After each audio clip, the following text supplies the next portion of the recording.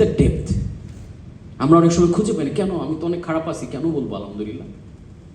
কারণ আপনি আপনার ব্রেইনকে যত নেগেটিভ ইনফরমেশন দিবেন, দেখেন একদম সিম্পল করে চিন্তা করে দেখেন, একটা ছেলে বা মেয়ে কখন সুইসাইড করে?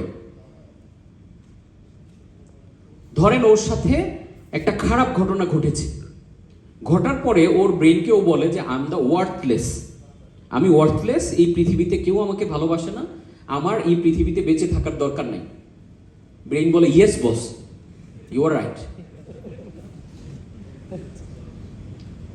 তখন বলে যে কি চাচ্ছেন? যে আমি আর বেঁচে থাকতে চাই না। ইয়েস, তাহলে বেঁচে কি কি করা লাগবে বলেন? আপনি এইভাবে মরতে পারেন, এইভাবে মরতে পারেন, এইভাবে মরতে পারেন, অপশন দেখানো শুরু করে। দেখেন আপনার ব্রেন, কিন্তু আপনার ব্রেন এত পাওয়ারফুল। সৃষ্টিকর্তা আমাদের যে সৃষ্টির সেরা জীব বানিয়েছে বিকজ অফ আওয়ার ব্রেন। আমাদের বাঘের মতো ক্ষিপ্র থাবা নাই, আমরা ময়ূরের মতো পেখম মেলতে পারি না, আমরা পাখির মতো উঠতে পারি না, আমরা চিতাবাঘের মতো দৌড়াতে পারি না।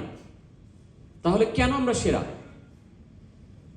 আমাদের গন্ডারের মতো শক্তি নেই, আমাদের হাতির মতো বিশাল দেহ নাই, তারপর আমরা সেরা, সৃষ্টির সেরা জীব, আশরাফুল মাখলুকাত, বিকজ অফ আওয়ার ব্রেইন।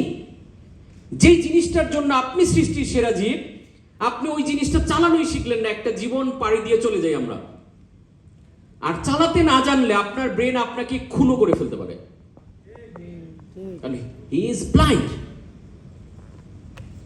ওকে আপনি যা বলবেন, brain is the most obedient servant in the universe. তাকে আপনি যা করতে বলবেন সেটা আপনার ক্ষতি হোক, ও তাই করবে। ও জানে না ওইটা আপনার ক্ষতি, ও মনে করে যে আমার বস আমাকে অর্ডার দিছে, এটা আমার করতে হবে। এখন প্রশ্ন হচ্ছে, কেন আপনি কোটিপতি না বলেন তো? আপনার ব্রেনকে কোটিপতি হওয়ার কোনো কাজ আপনি এখন পর্যন্ত দেননি।